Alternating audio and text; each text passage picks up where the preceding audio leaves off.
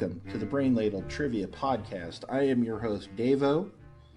0-1 thus far in the first annual Brain Ladle Trivia Tilt to determine which ladler is the best ladler.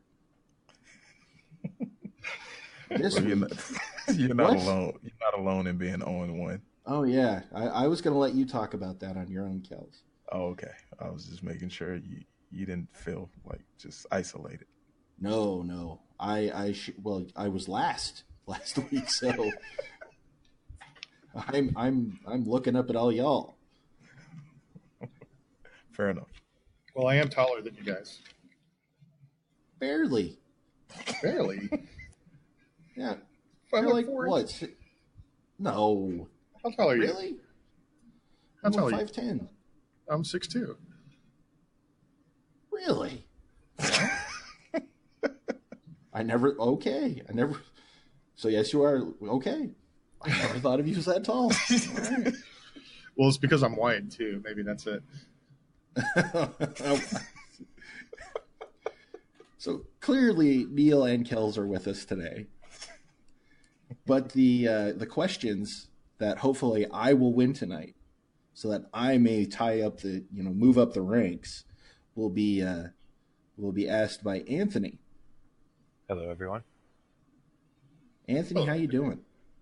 I'm doing well. So, what brings you to the Brain Ladle Operations Center? I have listened to the Brain Ladle podcast actually since before the first episode was released, because Mr. Neil was kind enough to send it to me so I could listen to it. I actually like useless trivia a lot, so listening to trivia is not it's one of those things. You just listen to it, see what you know, see what you don't know, and stick it in there for one day. Hopefully you get to say, hey, I got this useless piece of information to tell you guys. So, we like to think of those as trivia nuggets. this is true. Delicious trivia nuggets floating around in your brain. Mm. So, Anthony, what is the topic that you are going to challenge us with today? Tonight's topic, I chose a couple of reasons. One, I live on the beach, and I decided that maybe it would be kind of cool to do something on the beach, so I chose nautical, but it's only a portion of the reason why. The other one was I wanted to hear more about fish. Yay! So,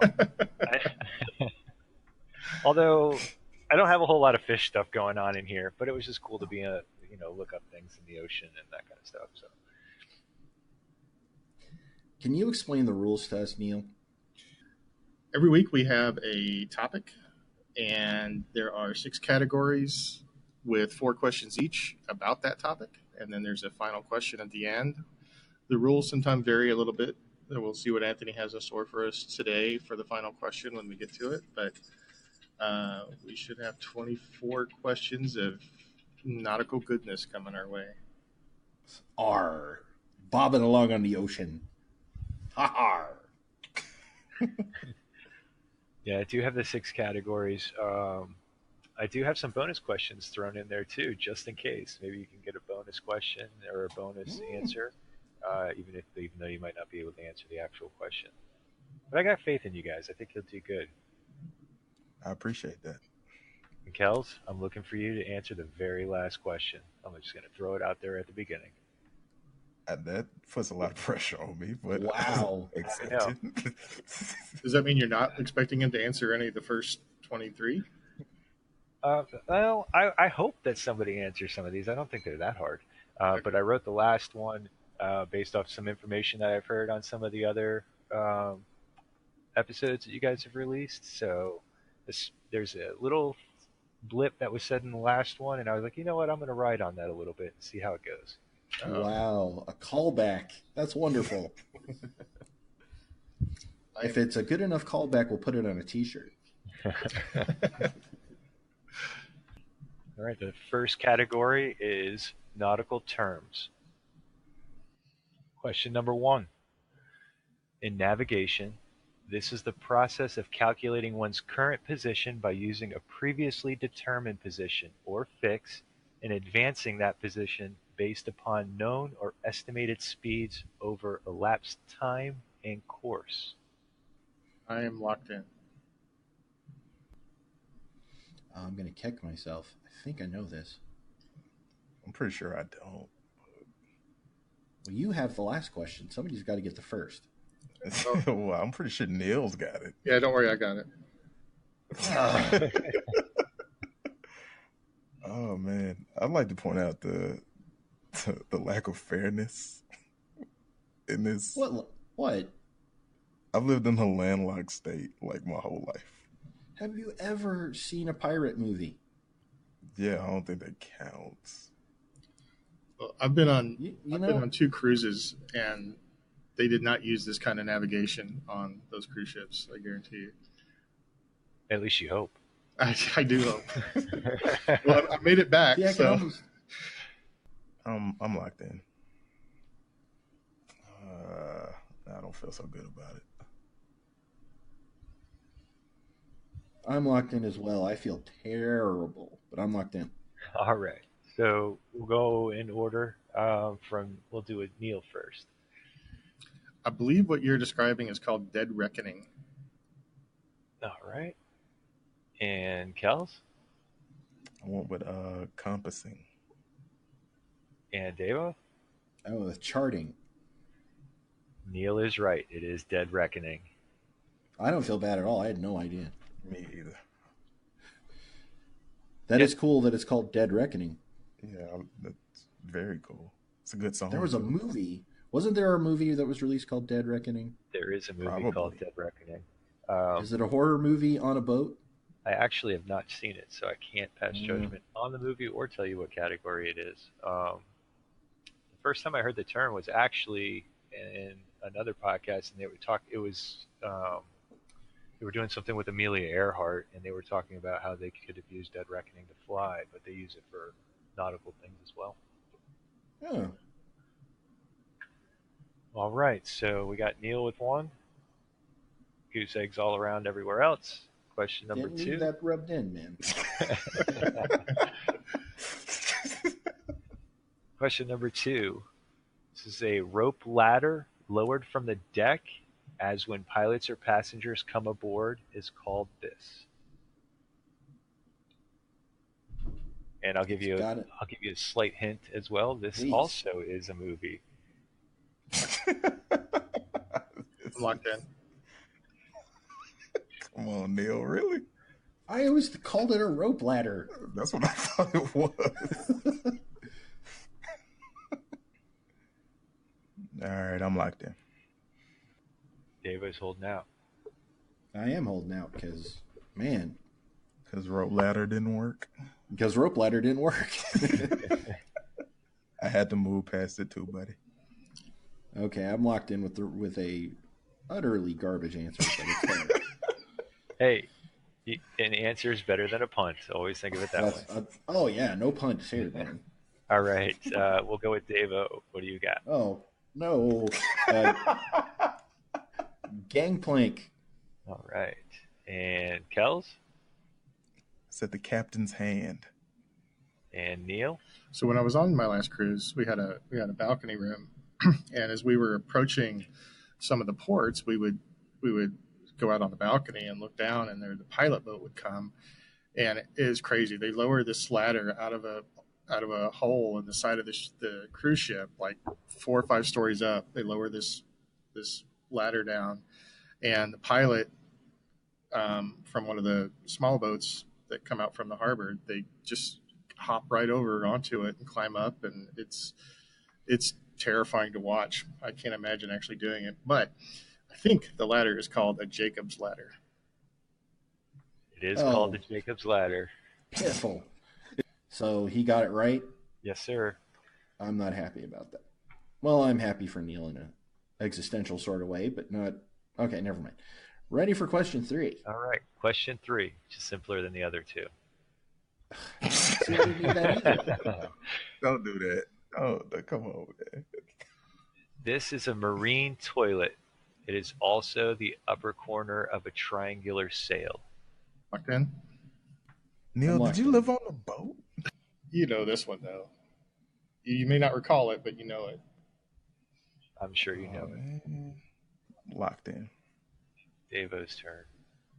Oh, I'm locked in. Oh, I'm sorry. I didn't hear you. No, you're fine. I'm locked in. Okay. All right, Kels, you're up. Is it a head? All right, Kels. Well, you can't answer that now. But I wrote down head. All right, Neil. I believe the answer is it's kind of gross when you think about it. I never really thought about it until this question, but I believe it is the head. And Davo. I wrote down head. It is head. You know why it's called a head? I actually don't know why it's called a head. I did not look that up. Do you? No. I was really hoping so. I was hoping as well.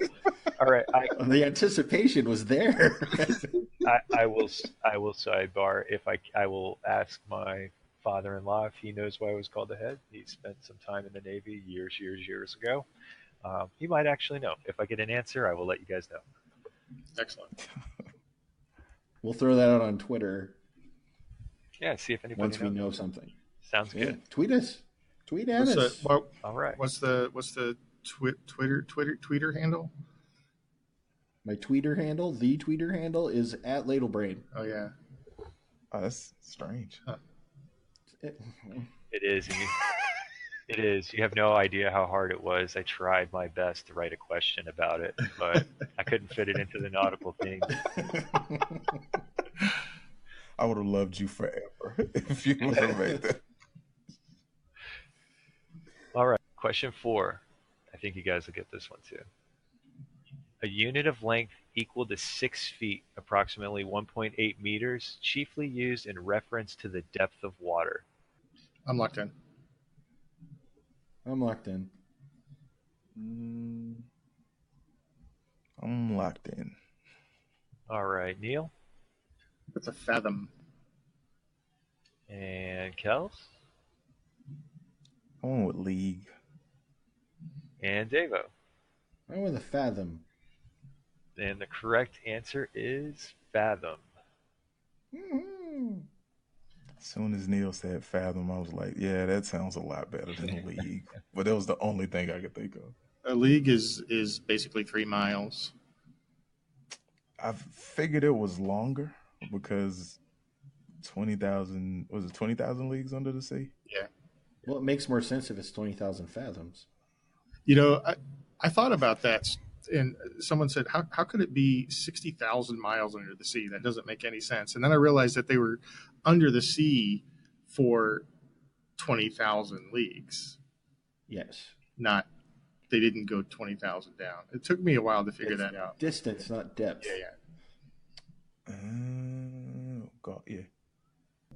So the scores after the first round, I got Kels at 10, Davo at 20, and Neil had a perfect round with 40. Check out the big brain on Brad.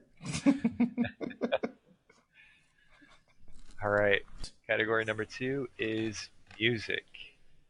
Yay! And I reached Wow. for some of these so that they weren't the typical ones. The Beatles recorded this song for their 1969 album Abbey Road. The song was written by drummer Ringo Starr, who was also the lead vocalist on the track. It features lyrics such as, "In our little hideaway beneath the waves, resting our head on the seabed."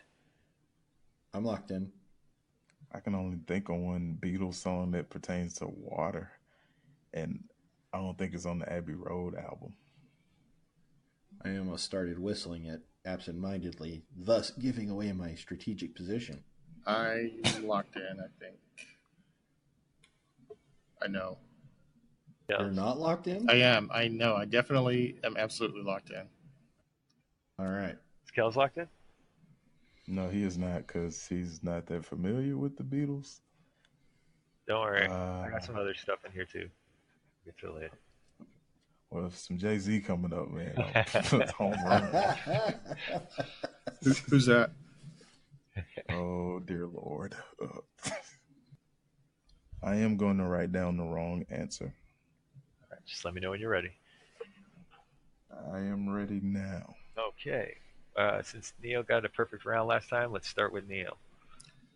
Okay, well, the obvious answer was Yellow Submarine, but I'm pretty sure that was quite a bit earlier, and I also don't think it was on the Abbey Road album. Then I remembered a podcast, another trivia show that I listened to a couple of weeks ago, where a very similar question came up, and the answer was a song that I've never heard of before, but I believe it's called Octopus Garden. I hope I got that right. Yeah. You reached out there for that answer, right? And Davo, I wrote down Yellow Submarine and realized I was wrong because it's Octopus's Garden. I'd like to be under the sea in an octopus's garden with Neil because he got it right. and Kels. Well, I've never heard of Octopus Garden, yet I knew my answer was wrong because Yellow Submarine is in that. No, that's not the name of the album, but I know it's not on. I know it's not on Abbey It's Road. on Sergeant Pepper's. I got it totally wrong. Oh, Yellow Submarine is.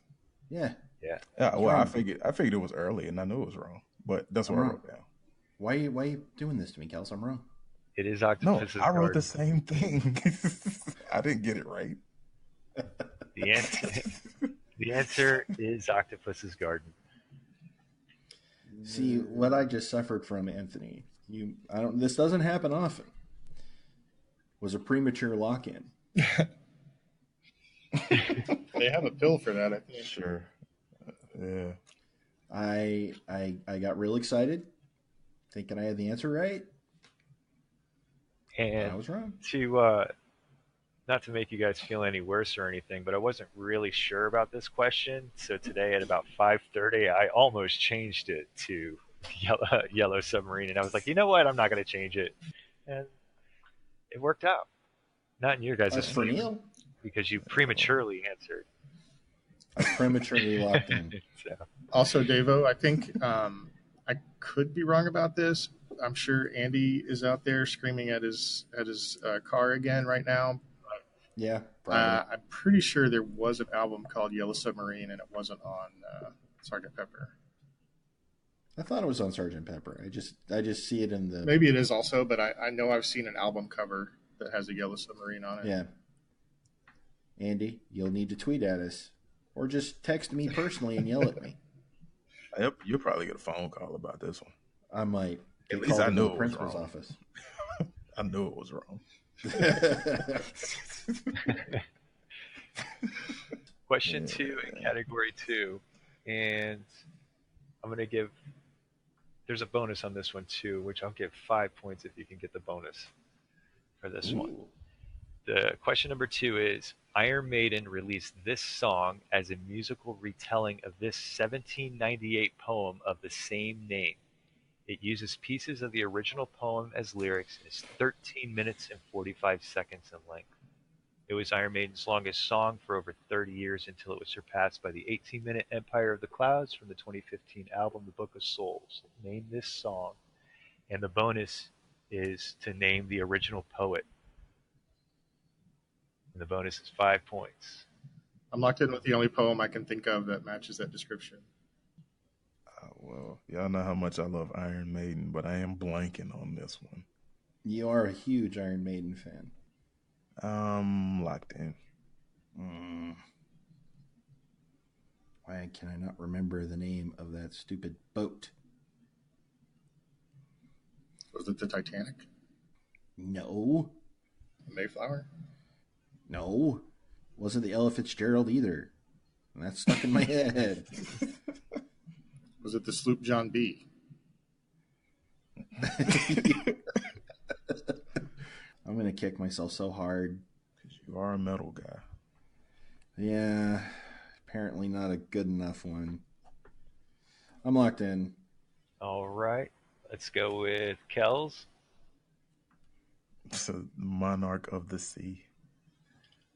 All right. I like that title. That would be a good title. Neil? So the only old poem I could think of that has a nautical theme is the Rime of the Ancient Mariner by a guy named Coleridge. And Davo? I also wrote down The Rime of the Ancient Mariner by Coleridge. You guys got it right. It is the Rhyme of the Ancient Mariner, and the bonus is Coleridge. I couldn't. I was hung up on what's the name of the ghost ship? That famous ghost ship. The one that's in California, that one, or the one that's missing? No, it's a haunted boat, Flying Dutchman. and it. Yeah, Flying that. Dutchman? I was hung up on the Flying Dutchman. Yep. And then I was hung up on the wreck of the Hesperus, but Rhyme of the Ancient Mariner made more sense. It is Rhyme of the Ancient Mariner and Coleridge. So you guys both got the bonus, and a big bonus. Mm-hmm. My middle street cred is back. All You right. almost got that phone call, man. I did. They were going to take away my membership card. All right. So after we go from metal, we're going to go to somebody who's not so metal, but you guys will know who they are. Question number 3. We're not talking about Mr. Roboto here, but the 4th track from Styx' 1977 album, The Grand Illusion. The single peaked at number 8 in the Billboard's Hot 100 and is one of the band's most popular songs.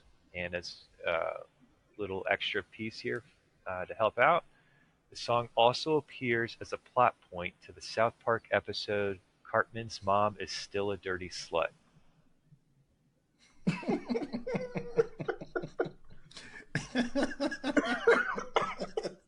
Name that song. I was hoping it would be this song. And it is. I am locked in. Did Cartman sing this song? He did. Oh my He did. gosh. It was awesome. I hope this is the name, man. I'm locked in. Davo? I come sail away. And Kels? Come sail away. And, Yes. and Neil? I also put down "Come Sail Away." And you all would be correct.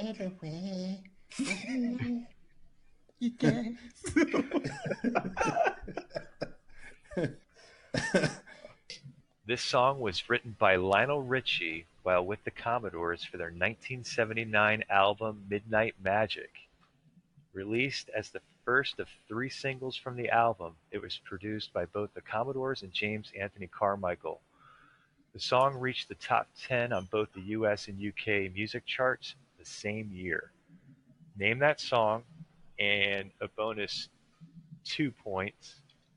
Lionel Richie later recorded this song for the 2012 album Tuskegee with another artist. Who's the other artist?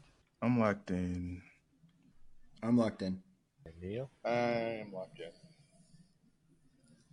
All right, let's go with Kels first. For the song I wrote Sail On, and I had no idea about the bonus, so I just wrote John Legend. All right. And Neil? You know, I started a kind of a soul playlist on Spotify the other day. I've got several really good Commodore songs on there. I don't know if Sail On is on it, but I don't recall it. And I was kind of hoping that the nautical part you were going for was the fact that it was a question about the Commodores, because I ended up putting down. I was kind of torn between Brick House and this other one. I ended up going with Machine Gun. And Dave? And I don't have an answer for the bonus. Brick House. And do you have a bonus answer? No. Man, I know who I'm taking to karaoke. Wow.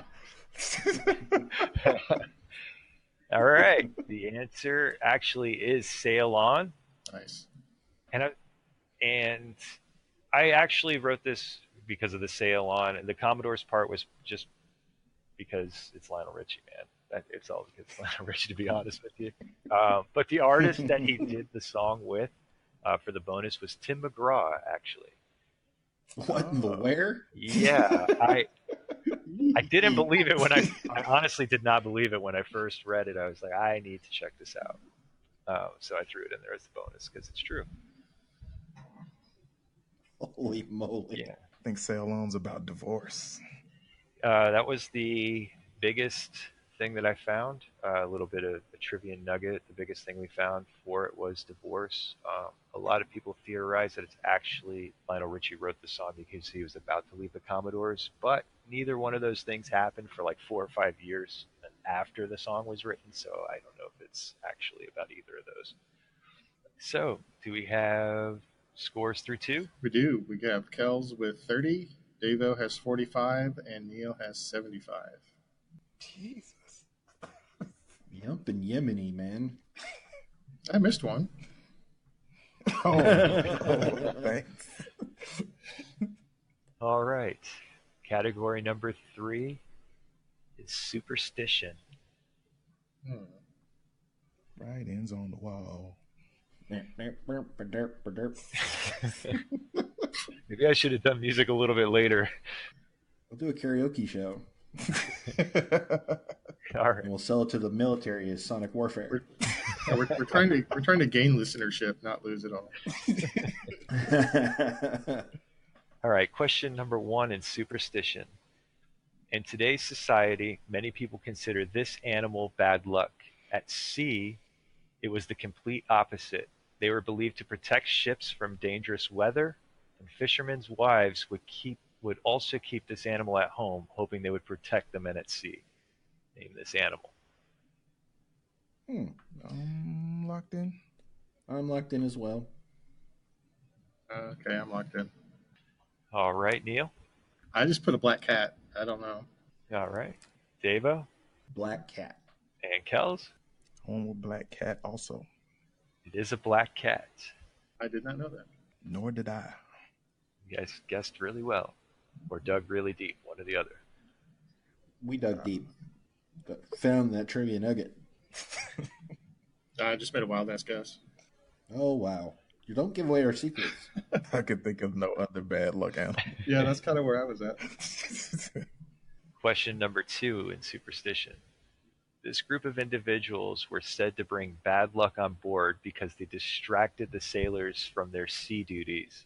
This kind of behavior angered and tempered seas that would take their revenge out on the ship.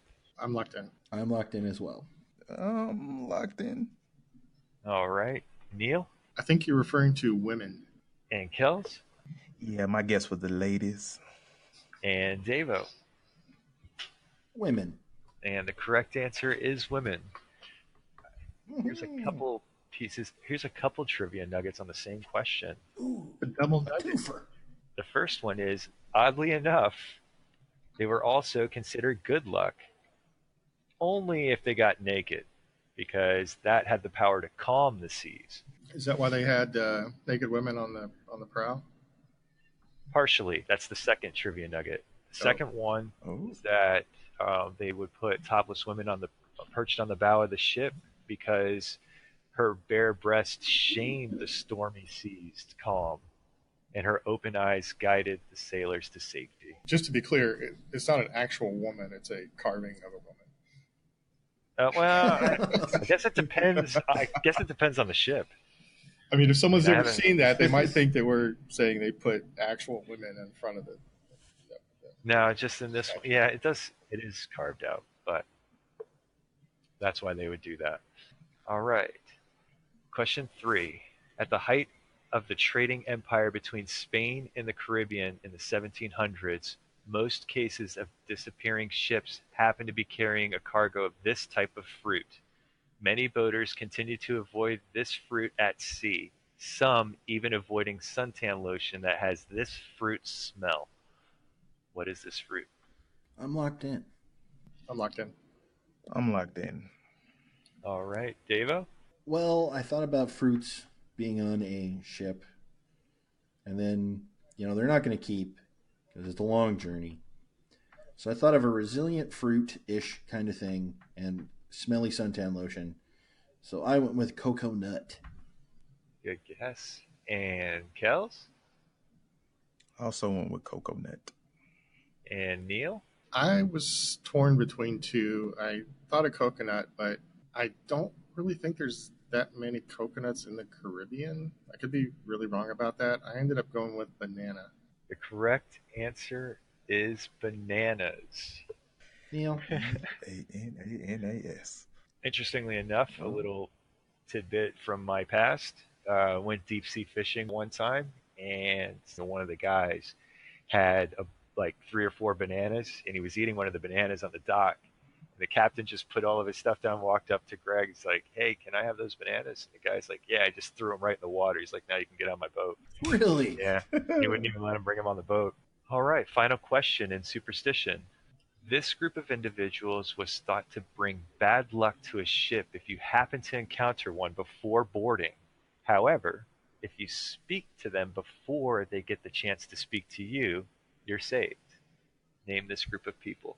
I locked in with something. I'm locked in. All right, Kels, what do you got? I went with clergy. Interesting choice on a ship. And Neil? I just said children, although I know that's wrong because back then they had a lot of children on the ship. But that's what I went with. I went with clergy. I wrote down priests specifically, but I was thinking men of the cloth as well. The correct answer, or there's 2 that I would have accepted, are redheads or gingers. What? They're derided for everything. Everything. I know, I had to put the question in there. I was like, man, they can't go anywhere without somebody saying they're bad luck. So the bad luck on a boat, but good luck if you talk to them on your way to the boat. You're okay. Only if you talk to them first. If you talk to them first. Oh. They talk to you, like, call off the whole trip. All right. Do we have scores through 3? Yes, we have Kels with 50, Davo with 65, and Neil with 105. Good Lord. Well, we are at halftime, and I would just like to mention that you can find us on Twitter and Facebook and YouTube and all the places where you find fine podcasts where one member of the team kicks the snot out of the rest. You can find me in the locker room hoping Al Pacino walks through the door to, like, pep me up. This is rough. Twitter is Ladle Brain. Facebook is Brain Ladle Productions. YouTube, we're on Brain Ladle Productions, and so on. We also have a Patreon, so you can support us there too. So, Kels, I got one for you here. Category number 4 is sports. Oh. Yes! Yes! But Neil jumped so far ahead of you guys that you can't even pass him, even if he doesn't get any right. If you got like 3 more of these in a row, yeah. All right. Sports that begin with F and sports that have balls. We're in. We're in. All right. Close the gap. Question number 1 in sports. This team name originates from the prominence of marine culture in the city of Seattle. They are nicknamed the M's, a title featured in their primary logo from 1987 to 1992. They adopted their current team colors, which are navy blue, northwest green or teal, and silver prior to the 1993 season. Name this team. Locked in. Locked in. Everybody's in? Yep. Yeah. And Neil? So I lived in Seattle for about 10 years and couldn't help. I knew. Anthony, come on. I knew it. So they only had, at the time, they had 3 teams. I think they're down to 2 now, right? But one of them was believe it's 2. One of them was the Mariners. Actually, technically it's 3 if you watch soccer. What? If you watch soccer, they have 3 teams now. Anthony, this is America. I thought this was about sports. That's it. That's why I called it soccer, not football. Like, we have many listeners around the world who love the beautiful game, but we're in America. I apologize. Okay. And Kels? I went with the Mariners. And Davo? I went with the Mariners as well. Seattle Mariners is correct. I was always a fan of the Trident M logo that they had. I thought that was pretty slick. It was a nice look. Me too. I actually like a lot of the older logos more than the new ones, but that's just because I'm getting old, I think. I'm just glad I'm not getting shut out on sports. Oh, shut it, Neil. All All right, question 2. We're going to the East Coast. In 1997, this NHL team relocated to North Carolina, where it became the Carolina Hurricanes. The team played in Greensboro, North Carolina until 1999 when it moved its current home, PNC Arena in Raleigh, North Carolina. Name the team that moved to North Carolina. I'll give you a slight hint. The team name that moved to North Carolina is also nautical themed. If Neil gets all of these right, guys, you guys are in trouble. Oh, you couldn't tell that from the half? I'm locked in with my answer. I don't know if this is the team that moved to Carolina, but I have an answer. I'm locked in. All right, Neil, what do you got? Well, I can only think of 2 teams that had something like a nautical theme.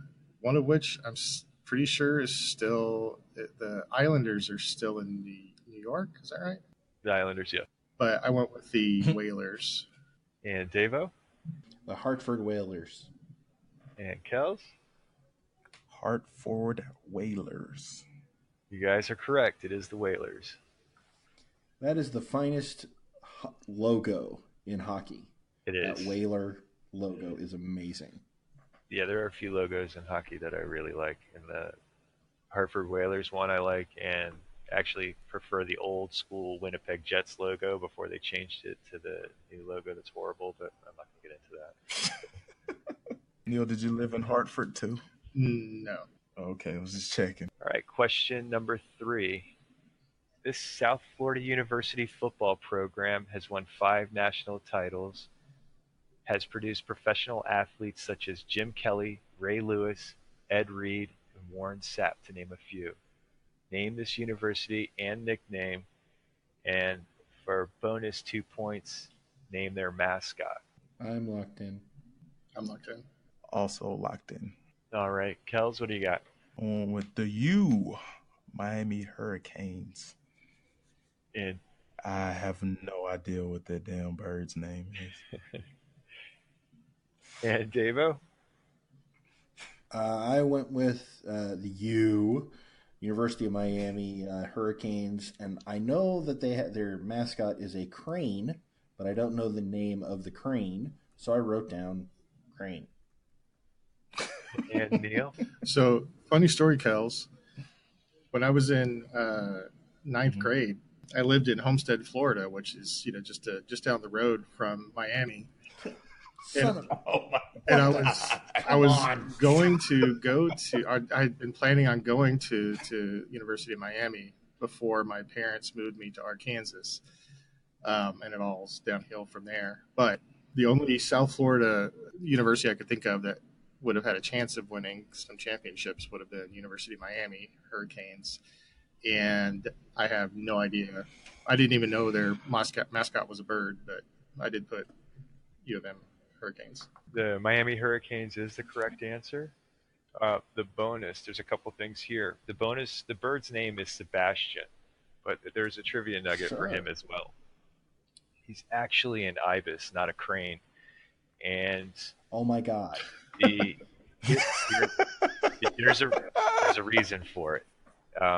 According to whatever the biological sciences say, that the ibis is it's legendary for its bravery during hurricanes, so that's why they actually chose it. But us who live in Florida think it's the dumbest bird here. It's because it's the last bird, it's the last animal to leave before a hurricane actually strikes, and it's the first one to return. That doesn't really sound too bright to me, but hey, that's what they say. I saw a lot of people that stuck around for the hurricane, so at least the ibises ended up leaving. Well, I live on the mainland, so I typically stay too. See, I was thinking it was something like the Miami Hurricane or something like that. But there's a lot of thought. Ichabod Crane would be great. They put a lot more thought into it than I did. All right, question number 4.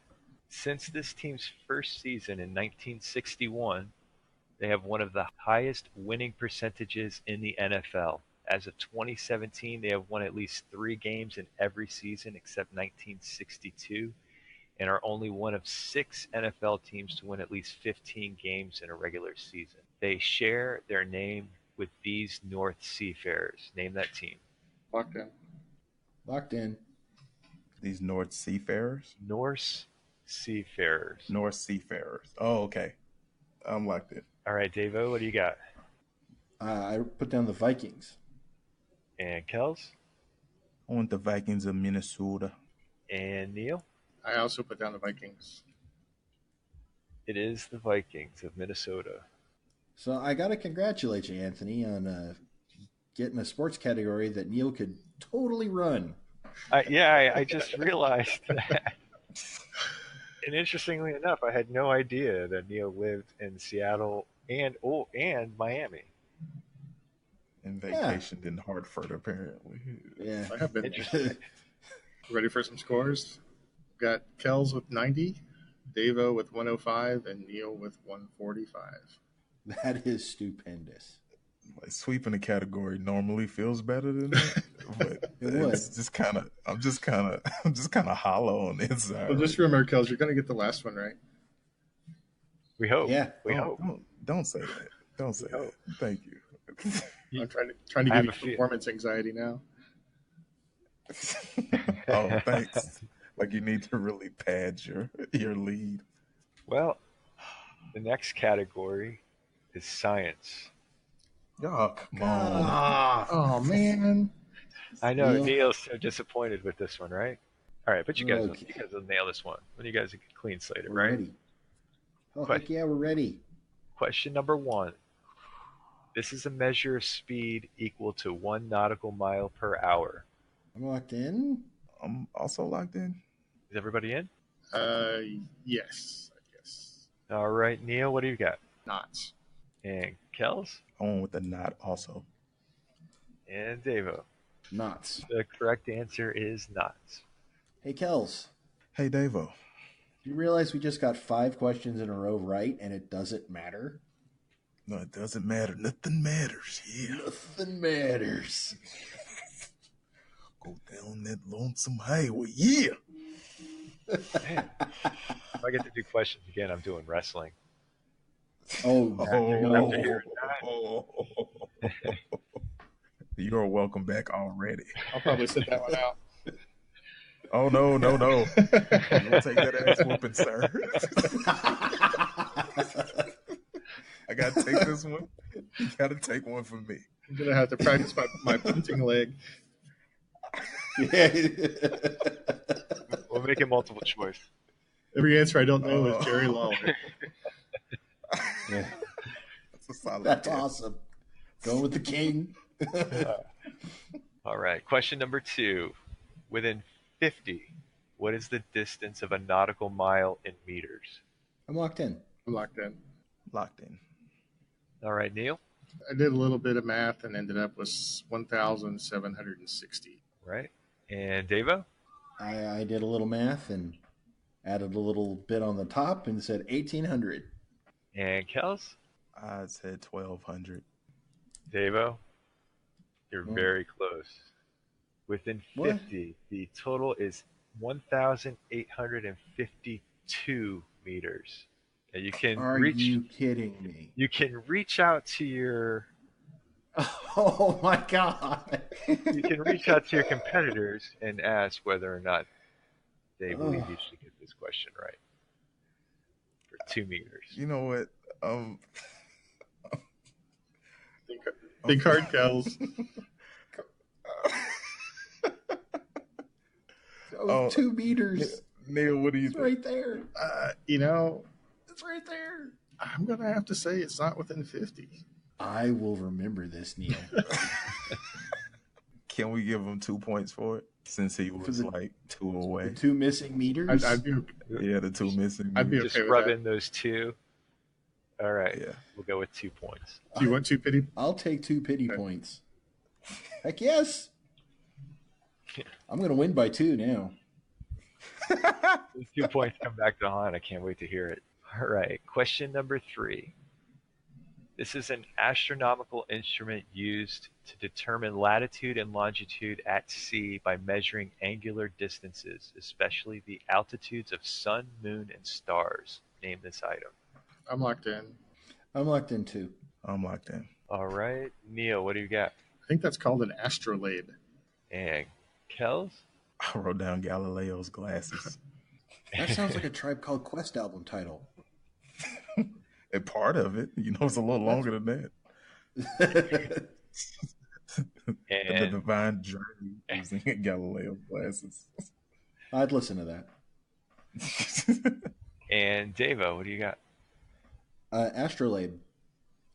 It's a sextant. What? Are you absolutely kidding me right now? I am not. Sextant. That's not as good a album title. Well, not for Tribe, but Right. Rick James or somebody. Yeah. All right. Final question in science. This timekeeper was the first American-made marine timekeeper taken to sea. William Cranch Bond, a 23-year-old Boston clockmaker, crafted it during the War of 1812. Name this item. I'm locked in. Locked in with something. I don't know if it's even close to what you're getting at. I'm locked in. All right. I don't even know if this tells time. It's not a calendar. Let's go with Davo. Start it off.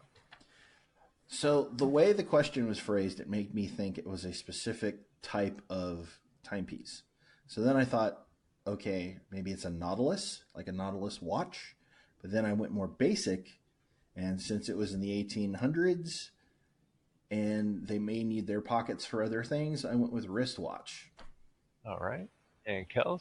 I wrote down a chronometer. And Neil? Yeah, I also said chronometer, but I don't know if that may be too vague for what you're looking for. It is a chronometer. I was looking for, believe it or not, I was looking for Bond chronometer. That's why I said that the type was so easy because it was in the actual question. But I did give it to you guys for getting the chronometer. So Kels and Neil, 10 points. Not to put any more salt in the wound, but do we have scores through 5? We do. We have Kels with 110, Davo with 117, and Neil with 165. God. All right. We're in the final category, and I'm sure I'm gonna hear some. I gotta cut you off there, Anthony. You know what is really adding the crust, putting that nice crust on the outside of Davo. The rhyme, if you will. Score? Is Kel's got the answer right, and he said, "I don't even know if it tells." At least I knew That is golf. I knew a chronometer 12 times. I mean, it's right there in the name. And he said it like it was a supervillain. Chronometer. Well, the chronometer. I know it's in those Action Comics. Beware the chronometer. Early Batman villain. All right, the final category before the final question is, and I'm sure we'll hear paper rustling, movies. Come to dislike this category lately. Oh, don't worry, you're either What? gonna love or hate the final one. Okay. Let's do it. All right, question number 1. In the movie It, Bill helps his younger brother craft a paper ship. What is the name of this ship? I'm locked in. I'm locked in as well. I haven't seen the new It. Is it good? It's solid. It wasn't much of a horror movie to me though. I like them both. I like Okay. the new one and the old one. I like the old one a lot. I'm a big Stephen King fan. I just haven't. My wife hates horror movies, so I have to pick and choose my spots. It's worth the ride if you got 2 hours to watch a horror movie on your own. I do. I will. I'm locked in with something. Go with Kels I went with the SS Georgie. and Neil. Yeah, I think his brother Bill wrote the name on it and named it after his little brother Georgie, SS Georgie. And Davo. I have the SS Georgie as well. You guys are correct. It is the SS Georgie. Bill's gonna kill you. All right. Question number 2. In the movie Jaws, Chief Brody, Matt Hooper, and Quint ride this boat when searching for the rogue shark. Name this boat. Oh no. I've never seen Jaws. What? We have to stop the How did podcast you now for get 2 a hours. driver's license? You said what? How did you get a driver's license? That's like a coming of age thing. Is it? Yes. I honestly don't know maybe too It many was people a- that haven't seen Jaws. Well, It's like Star Wars. It's like you meet the person who hasn't seen Star Wars and they're like a dodo found in the wild. It's like, oh my God, such a rare species. Not that they're dodos, Yeah. but the bird, not the pejorative. I'm Thanks for riffing clarifying. because I can't remember the name of that boat. I'm locked in. Of course you are, Neil. I've seen Jaws probably 5,000 times. And yet you can't remember the name of the boat. I can't remember the name of the boat. I know it's not big enough, though. I mean, how many times just? It's not that. Is it that? It's not that. I have no idea, but I'm locked in. No. Oh, Okay, I'm locked in, and I'm gonna kick myself. All right. Neil, what do you got? I'm kind of vaguely recall seeing the word orca on the side of a boat. So I went with the orca. All right. And Kels. Of course, as I stated before, my lack of viewing of this movie led me to the SS Billy Ocean. All right. Get out of my dreams. The Caribbean Queen. Yeah. And Davo? I was batting around 2 boat names, and I had the Indianapolis, but that was the boat that Quint served on. So I wrote down Orca because that sounded like it should be the name of the boat that fights Jaws. And you would be correct. The boat is the Orca, not the Billy Ocean. Not the Billy Ocean. I should be the Billy I was Ocean. about to say, Though. that's a way cooler name. Tell you what, if I get a boat, I'm going to name it the Billy Ocean. Moving along to question number 3 in movies. If you haven't seen Jaws, Kels, I'm pretty sure you haven't seen this. Das Boot is considered one of the most gripping and authentic war movies ever made. It's based on an autobiographical novel by Lothar Gunther Bachheim. The film follows the lives of a fearless U-boat captain and his inexperienced crew as they patrol the Atlantic and Mediterranean in search of Allied vessels, taking turns both as hunter and prey. What is the name of the U-boat? And I'm actually just looking for the number. Well, you're correct in your assessment. But I'm locked in. I'm locked in as well. Das Boot's a great movie. No, It's worth watching. I mean, I just haven't had the opportunity with Jaws either. Because I won't watch a movie for the first time on TNT. I won't do that. Well, wasn't I over at your place and there you were watching a movie? Yeah. And that constitutes a movie watching opportunity. And rather than watching that great film, you were watching Rocky 3? Yeah. I think I just fell out of my chair. So, I was like, was Mr. 3 in Jaws? Was Mr. T in Jaws? Mr. 3. Mr. T was not in Jaws. Oh, well, if there's no Clubber Lang, I'm not signed up for it. I saw Jaws 3 in the theater with my 3D glasses on. How was that? Oh my God. Oh, it was good. Amazingly 80s. I mean, there were like body parts floating towards me and stuff like that. It was neat. That is pretty cool. Yeah. Michael Caine was in that movie, right? Michael Caine. I don't know. Michael Caine. There was a shark in it.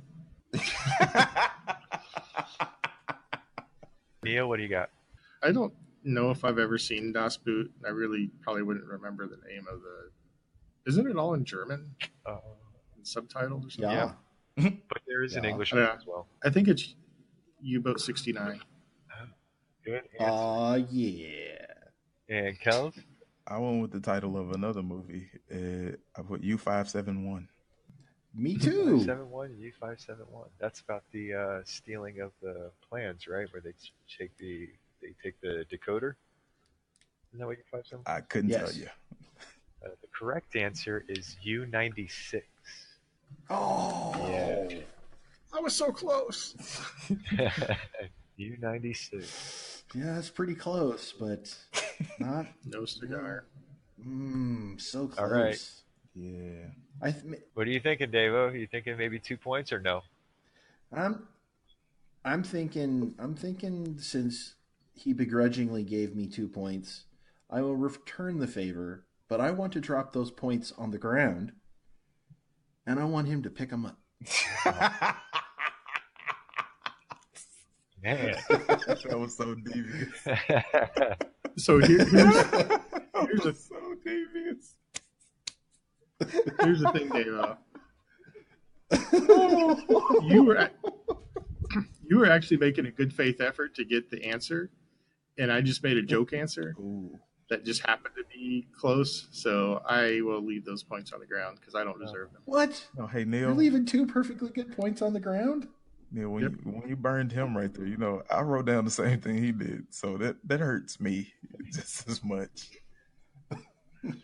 Collateral. Well, no, I damage. mean the one that he got the 2 bonus 2 points. Oh, He that was making a good faith effort to get those 2 Yes. points. He just happened to Yes. be off a little bit. I was off by a lot, and I was just making a joke. So Touche. See, I thought you actually just transposed the numbers. no, I had no idea. Oh, well, give me back my 2 points then. I told you I'm not Pick up my taking them. I'm going to pick them back up and put them in my non-existent point pocket. This just got weird. And I apologize for being so, pissy about my point pocket. I'd really like to move on to the last question. All right. I'm sure Kels is ready. I'm trying to give Kels enough time to get his heart and mind in order. Are you ready? Oh, yeah, this is the one where if he doesn't get it right, he's going to be really embarrassed, right? I think with what he Yeah. said in the last episode, he was going to feel a little embarrassed. Or, are you ready? Well, I hope I was in this movie then. So let's roll with it. I'll give you a little caveat before I get into it, just so you know I didn't just bluff on remembering this from a previous episode. You have the collector's edition of this movie. Question number 4. One-Eyed Willie was a famous pirate back in 1632, and he got trapped in a cave in Astoria, Oregon. Mikey, Chunk, Mouth, Bran, Steph, Andy, and Data went to find his rich stuff. Chester Copperpot was the last person to search for One-Eyed Willie's stolen treasure. The Goonies found his treasure aboard his ship, and then the Fratellis came in and set off a booby trap that freed Willie's ship from the cave. Name this ship.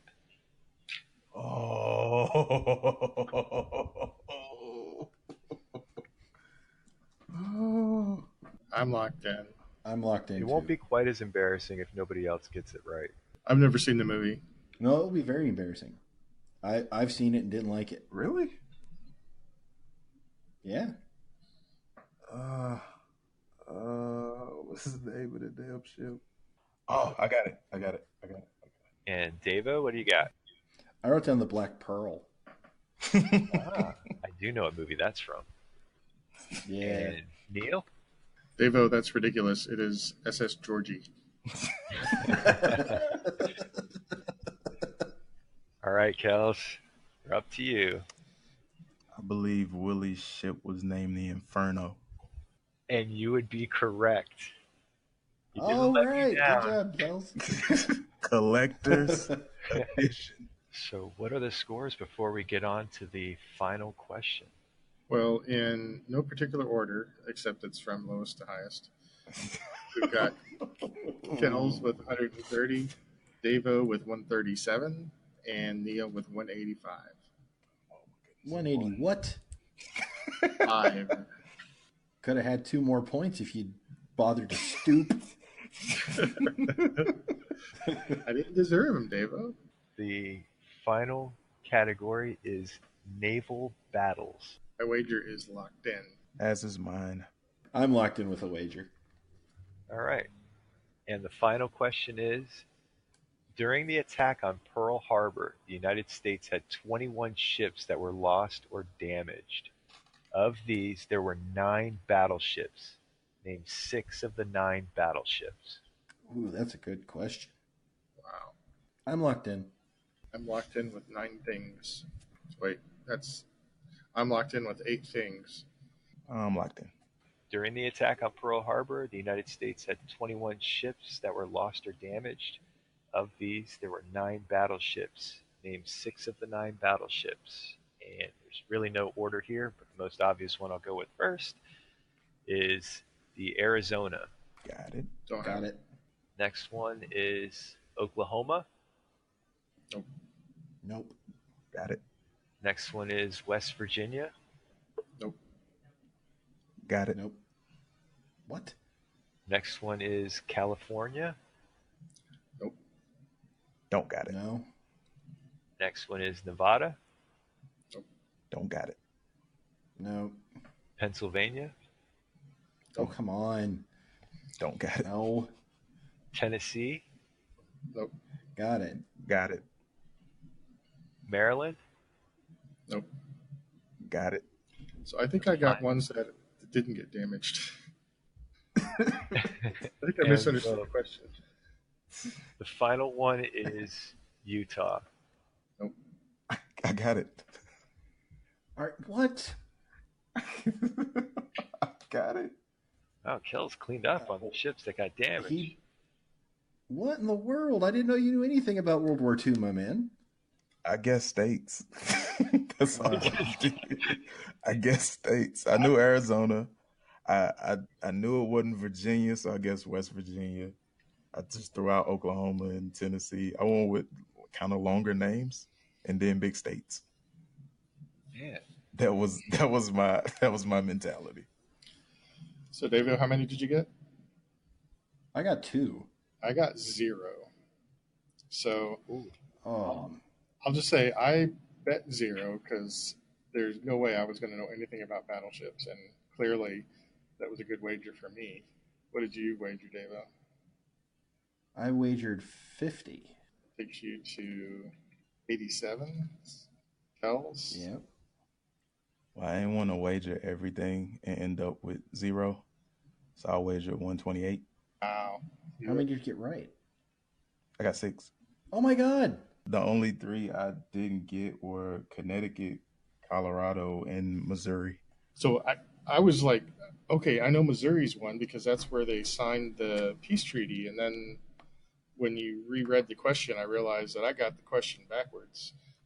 I was trying to name ones that made it through, not ones that were damaged or sunk. So. I actually don't have the ones that made it through.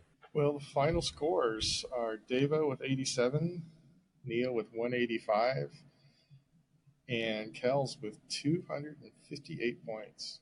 That is unbelievable. So what does that mean for our Brain Ladle Tilt, Davo?